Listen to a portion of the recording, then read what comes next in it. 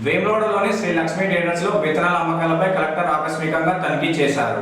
వేములవాడ పట్టణంలోని పలు ఎరువుల విత్తనాల దుకాణాలను జిల్లా కలెక్టర్ సందీప్ కుమార్ జా ఆకస్మికంగా తనిఖీ చేశారు. స్థానిక లక్ష్మీ ట్రేడర్స్లో సేల్స్కు స్టాక్ రిజిస్టర్లకు తేడా ఉండడంతో అమ్మకాలు నిలిపివేయాలని నోటీసులు జారీ చేశారు. స్టాకు సేల్స్ రిజిస్టర్లను పకడ్బందీగా నిర్వహించాలని, నిబంధనల ప్రకారం ఎరువులు విత్తనాలను విక్రయించాలని సందర్భంగా కలెక్టర్ సందీప్ కుమార్ జా ఆదేశించారు. నకిలీ విత్తనాలు అమ్మితే కఠిన చర్యలు తీసుకుంటామని ఈ సందర్భంగా పేర్కొన్నారు.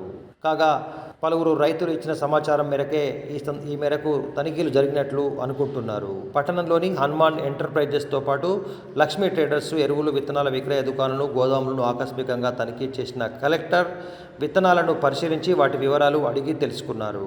లక్ష్మీ ట్రేడర్స్లో సేల్స్ రిజిస్టర్, స్టాక్ రిజిస్టర్ పరిశీలించి గోదాములు తనిఖీ చేయడమే కాకుండా ఎరువులు లేనట్లు గమనించి సదరు దుకాణాల్లో అమ్మకాలు నిలిపివేయాలని నోటీసులు జారీ చేశారు.